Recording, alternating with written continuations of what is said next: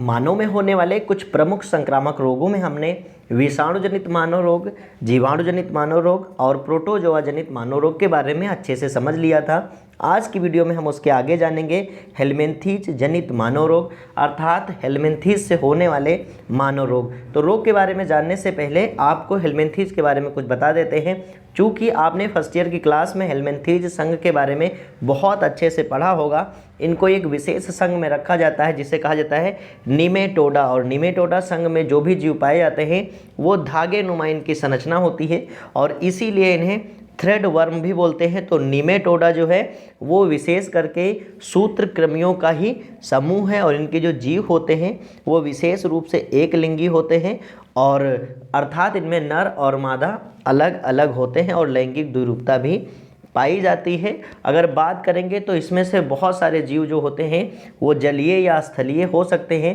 कुछ जीव स्वतंत्र जीवी होते हैं जबकि कुछ जीव परजीवी भी होते हैं और ये परजीवी जीव ही हमारे शरीर में विभिन्न रोगों को उत्पन्न करते हैं। तो मानव में कुछ रोग जैसे स्कैरिएसिस और फाइलेरियोसिस आदि हेलमिंथीज कृमियों के द्वारा होते। हमारे सिलेबस में इन दो रोगों के बारे में पढ़ना है तो हम इन्हीं दोनों रोगों के बारे में जानते हैं। तो चलिए बात करते हैं स्कैरिएसिस के बारे में।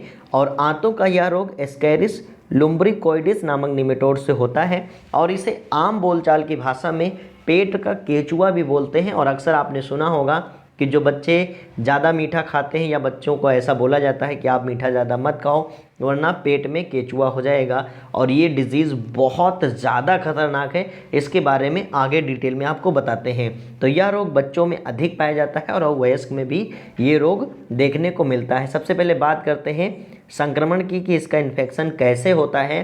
तो एस्कैरिस के जो अंडे होते हैं वो रोगी के आंत में उपस्थित होते हैं, अर्थात जो पहले से इन्फेक्टेड व्यक्ति है उसकी आंत में उपस्थित होते हैं तथा मल के साथ बाहर आ जाते हैं। और चूँकि जब मल वो बाहर त्यागेगा तो ये मिट्टी, जल, पौधे और पालतू पशुओं को संदूषित करते हैं, अर्थात उनके संपर्क में आते हैं। और जब ये अर्थात मिट्टी, जल या पौधे, पालतू पशु ये आकर के किसी भोज्य पदार्थ या किसी वस्तु को संदूषित कर देते हैं, अर्थात उनके संपर्क में आते हैं, तो वो भी इन्फेक्टेड हो जाता है। और इसके द्वारा एक स्वस्थ व्यक्ति जब उसका भोजन खाता है या उस वस्तु को किसी प्रकार से ग्रहण करता है तो उसको भी इन्फेक्टेड कर देता है और ये अंडे उसकी आंत में फिर से पहुंच जाते हैं, उसके मुख में। और अंडे जो होते हैं इनके ऊपर एक विशेष कवच होता है, चूँकि इनको इन्वायरमेंट में सर्वाइव करना होता है। मल त्याग के बाद ये काफ़ी समय तक आराम से इन्वायरमेंट में सर्वाइव करते रहते हैं और इसके बाद जब ये दूसरे अर्थात इन्फेक्टेड पर्सन के अंदर जब फिर से पहुँचते हैं तो जो इनका अंडे के ऊपर जो कवच होता है वह खुल जाता है और इनसे लार्वा मुक्त हो जाते हैं। और ये लार्वा जो होते हैं वो रुधिर की जो आंत की दीवार है उसको भेद देते हैं, अर्थात उसमें छेद कर देते हैं और इसके बाद रुधिर में पहुंच जाते हैं। और रुधिर में पहुंचने के साथ साथ ये लीवर में भी अटैक करते हैं, साथ साथ फेफड़े में भी अटैक करते हैं और बहुत घातक ये बीमारी आगे चल करके बन जाती है और ब्रेन को भी ये डैमेज कर सकते हैं। तो ये बहुत क्या कहते हैं, इसको अगर आपने सीरियसली नहीं लिया, जिस भी व्यक्ति को ये डिजीज़ हुई, तो ये कृमि बहुत ज़्यादा रिप्रोडक्शन के द्वारा अपनी संख्या बढ़ा लेते हैं, जिसके कारण इतनी ज़्यादा संख्या हो जाती है कि आगे बहुत समस्या आ जाती है। तो बात करते हैं संक्रमित व्यक्ति के मल से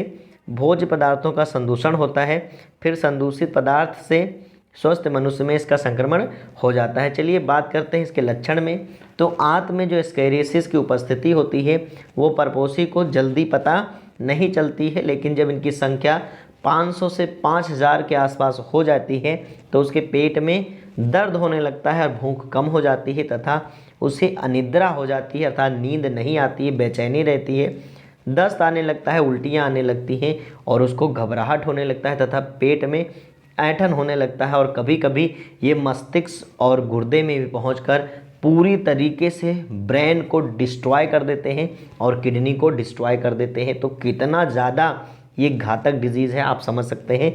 तो पेट दर्द, भूख की कमी, अनिद्रा, दस्त, वमन, घबराहट, ऐंठन आदि इसके प्रमुख लक्षण हैं। चलिए रोकथाम और उपचार के बारे में जान लेते हैं।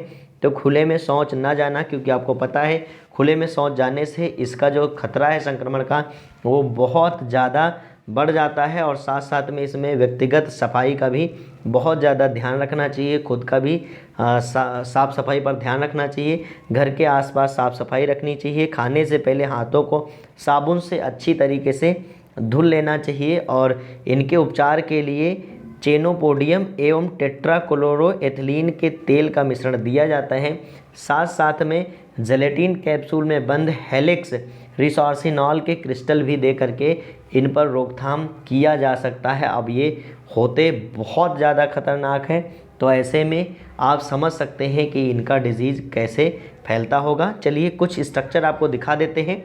इनको आपको बनाना नहीं है, लेकिन एक समझने के लिए हमने स्ट्रक्चर ले रखा है कि कितने ज़्यादा ये घातक होते हैं। तो आप देख सकते हैं ये आंतों में इस तरह से पाए जाते हैं। आप देखिए ये आंतों को जूम आउट करके यहाँ दिखाया गया है और आप देख सकते हैं इस तरह के कीड़े ये आंतों की दीवार में चिपके रहते हैं और उनको भेद करके रुधिर में पहुंच जाते हैं। और चूँकि रुधिर की सप्लाई पूरी बॉडी में होती है, ये पहले तो बहुत छोटे होते हैं, आप समझिए बहुत छोटे छोटे होते हैं, इतने छोटे छोटे होते हैं और इसके बाद ये पहुंच जाते हैं और बहुत बड़े हो जाते हैं। इससे पहले बहुत समय पहले व्हाट्सएप पे एक वीडियो बहुत ज़्यादा वायरल होता था जिसमें कुछ डॉक्टर्स जो थे वो आंत को काट रहे थे और उससे चौमिन की तरीके से बाहर निकाल रहे थे और उसमें कहा गया था कि ये चौमिन है और चौमिन बिल्कुल भी नहीं खाना चाहिए, क्योंकि चौमिन खाने से वह आंत में इस तरह से फंस जाता है।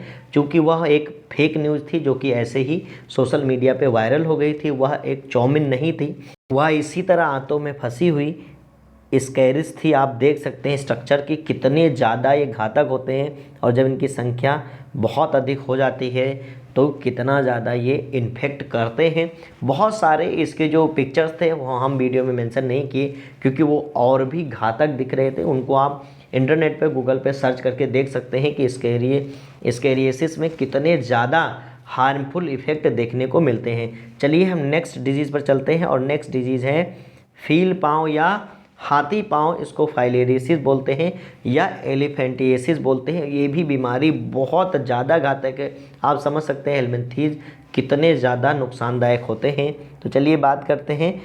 यह रोग फाइलेरिया कृमि और इसका प्रोनाउंसिएशन ध्यान रखिएगा ऊचेरेरिया बैंक्रोप्टाई ऊचेरेरिया बैंक्रोप्टाई के द्वारा उत्पन्न होता है। स्पेलिंग भी ध्यान रखिएगा, ऊचेरेरिया बैंक्रोप्टाई के द्वारा होता है। यह लसिका वाहिकाओं और लसिका वाहिनियों में परजीवी के रूप में रहता है।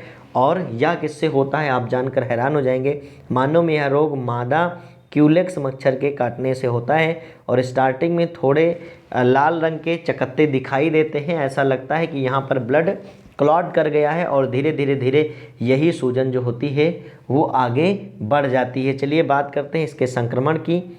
तो इसका संक्रमण जो होता है या रोग होता है वो मादा क्यूलेक्स मच्छर के काटने से होता है। मानव में इस रोग का जो संक्रमण होता है वो मादा क्यूलेक्स मच्छर के काटने से होता है और ये तीसरे चरण में लार्वा द्वारा होता है, जिन्हें हम माइक्रोफाइलेरी कहते हैं। जब क्यूलेक्स मच्छर किसी व्यक्ति को काटता है तो माइक्रोफाइलेरी कौन से हैं? तीसरे चरण के लार्वा होते हैं।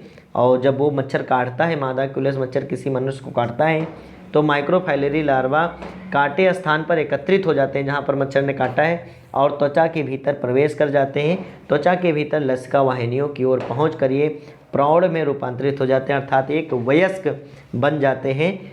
अब इनका जो खतरा होता है वो और अधिक बढ़ जाता है। और बात करें इनके लक्षण की, तो रोग का प्रभाव जीवित या मृत कृमि के द्वारा होता है, अर्थात अगर कृमि अंदर मर भी गया है तो भी वो प्रभावित करेगा। जीवित कृमि रोगी में झुंझलाहट पैदा करता है एवं अधिक संख्या में एकत्र होकर लसिका वाहिनियों को अवरुद्ध कर देता है। अतः लसिका वाहिनियों की जो अंतःकला की कोशिकाएं हैं वो लसिका वाहिनी की दीवारों पर स्थूलित हो जाती हैं, इकट्ठी हो जाती हैं, जिसके परिणाम स्वरूप समय समय पर बुखार भी आने लगता है। साथ साथ में लसिका ग्रंथि एवं लसिका गांठ के आसपास ऊतक तथा संबंधित अंग जैसे यकृत है, प्लीहा जिसके स्प्लीन बोलते हैं, और अंडकोश अर्थात सैक्रोटम, टांगे, पेट व जांघ के मध्य भाग जिसे बोलते हैं राग में सूजन आ जाने के कारण इनका आकार बढ़ जाता है। तो ये यकृत को भी बड़ा कर देती है, प्लीहा को, अंडकोश को भी बड़ा कर देती हैं और ऐसे में इनके कारण उनका आकार जो होता है वो काफ़ी बढ़ जाता है। विशेषकर पैर सूजन के फलस्वरूप हाथी के पैर के समान दिखाई देने लगता है और इसीलिए इस रोग को हाथी पाँव रोग भी कहते हैं। तो इसके लक्षण भी आप समझ लीजिए कि झुंझलाहट, ज्वर, सूजन के कारण अंग का आकार बढ़ना, विशेषकर पैर सूजन के कारण हाथी के पैर के समान दिखाई देने लगते हैं, इसलिए इसे हाथी पाँव रोग भी कहते हैं। चलिए बात कर लेते हैं रोकथाम और उपचार के बारे में। तो इसका रोकथाम जो है, बीमारी से बचने के लिए मच्छरों को एकदम से नष्ट कर देना चाहिए। आप सोचिए मच्छर कितना ज़्यादा परेशान कर रहे हैं। सबसे पहले आपने जाना था कि मच्छर के काटने से कौन सी डिज़ीज़ होती है, तो उसमें आपने जाना कि मलेरिया डिज़ीज़ जो है वह मच्छर के काटने से हो रही थी और वो मादा एनाफ्लीज मच्छर के काटने से हो रही थी। फिर आपने जाना था कि जो एडीज एजिप्टाई मच्छर होते हैं, अर्थात एडीज मच्छर के काटने से डेंगू डिज़ीज़ होती है। और साथ साथ में आपने यह भी जाना क्यूलेक्स मच्छर के काटने से फाइलेरिया हो जाती है। तो जो 3 मच्छर हैं वो बहुत ही ज़्यादा घातक हैं, एनाफ्लीज, मादा एनाफ्लीज और मादा क्यूलेक्स और मादा एडीज़। ये 3 मच्छर जो हैं वो काफ़ी घातक होते हैं। और वैसे तो मच्छरों को एकदम से आप पहचान नहीं सकते कि कौन से हैं, लेकिन इनका आकार जो होता है वो थोड़ा बड़ा होता है। आसपास कहीं भी पानी ठहरने मत दीजिए और ध्यान रखिए, घर की सफाई बहुत रखिए और रात में सोते समय मच्छरदानी का इस्तेमाल सबसे बेहतर होता है। अदरवाइज़ आप ऑल आउट वगैरह का भी यूज कर सकते हैं। तो एवं उनके काटने से बचना चाहिए हमको। उपचार के लिए पैरामेलामिनिल और फिनाइल एस्टोबोना का प्रयोग किया जाता है। काफ़ी डिफिकल्ट नेम है तो नेम ज़रूरी नहीं है, आप याद रखिएगा कि मच्छर से बचाव ही इस रोग का बचाव है। चलिए कुछ स्ट्रक्चर दिखा देते हैं आपको। तो इस तरह से पैर हो जाता है, आप देख लीजिए कितना अधिक जो गांठ है वो बड़ी हो जाती है और पैर जो है वो हाथी के पैर की तरह हो जाता है। चलिए अब आगे बात कर लेते हैं कवक से होने वाले रोग। तो यूँ तो कवक जो होते हैं वो बहुत से रोग हमारे मानव में उत्पन्न करते हैं, लेकिन हमारे सिलेबस में सिर्फ एक रोग की बात किया गया है और वह है दाद। तो हम विशेष रूप से दाद के बारे में ही जानेंगे। तो हेडिंग डालेंगे कवक जनित रोग, डिजीज काज्ड बाई फंगस। कुछ कवक मानव में रोग उत्पन्न करते हैं जिनमें से दाद प्रमुख है। दाद को रिंग वर्म भी बोला जाता है और यह एक त्वचा संबंधी रोग है। माइक्रोस्पोरम, ट्राइकोफाइटान तथा एपिडर्मेटोफाइटान नामक डर्मेटोफाइट्स फंजाई के कारण यह रोग होता है और इसका जो संक्रमण होता है वह संक्रमित व्यक्ति के तौलिए, कपड़े, कंघी आदि के उपयोग से होता है। और दाद से नो डाउट आप सभी लोग वाकिफ ज़रूर होंगे, क्योंकि आसपास के कई ऐसे लोग होते हैं जिनको दाद होता है। कुछ बाहरी अंगों में जब दाद होता है तो पता चलता है, लेकिन कुछ आंतरिक अंगों में भी दाद अधिकतर फैलता है, क्योंकि जो दाद होता है वह जहाँ थोड़ा गर्मी हो और चिपचिपा हो या नम हो, अर्थात गर्मी और नमी में दाद सबसे ज़्यादा फैलता है।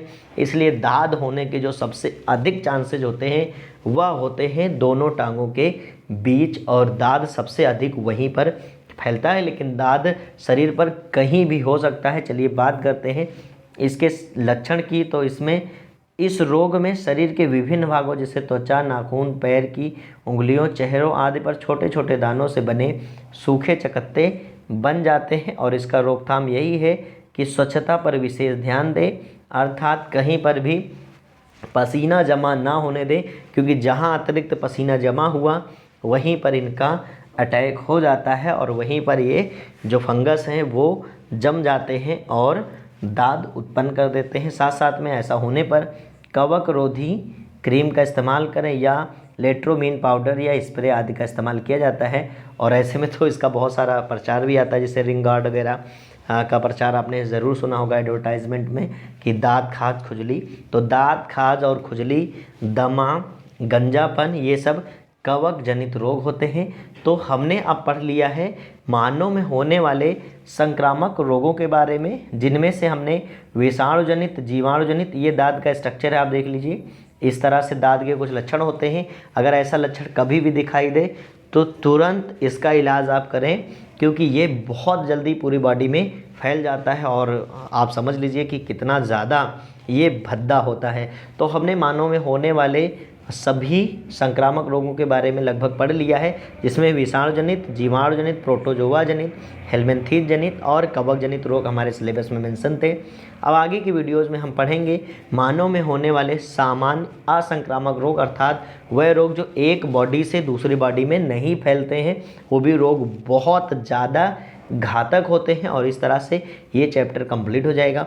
साथ ही में एक वीडियो के द्वारा आपको इन सब रोगों के नाम याद रखने की ट्रिक भी बता देंगे। तो इस तरह से ये पोर्शन कंप्लीट हो जाएगा। चूँकि आप जानते हैं जब भी पेपर बनाया जाता है तो संक्रामक रोग ज़रूर दिए जाते हैं, तो इनका जो 3 पार्ट है वो तीनों पार्ट आप अच्छे से ज़रूर तैयार कर लीजिएगा। बाकी मिलते हैं नेक्स्ट वीडियो में। अगर वीडियो में दी गई जानकारी आपको पसंद आई है तो प्लीज़ वीडियो को लाइक ज़रूर करिएगा। फ्यूचर में हमारी और भी वीडियो देखने के लिए आप हमारे चैनल को सब्सक्राइब करके बेल आइकन पर ऑल ज़रूर सेलेक्ट करिएगा। मिलते हैं नेक्स्ट वीडियो में, तब तक यूँ ही पढ़ते रहिए और सीखते रहिए। Thank you.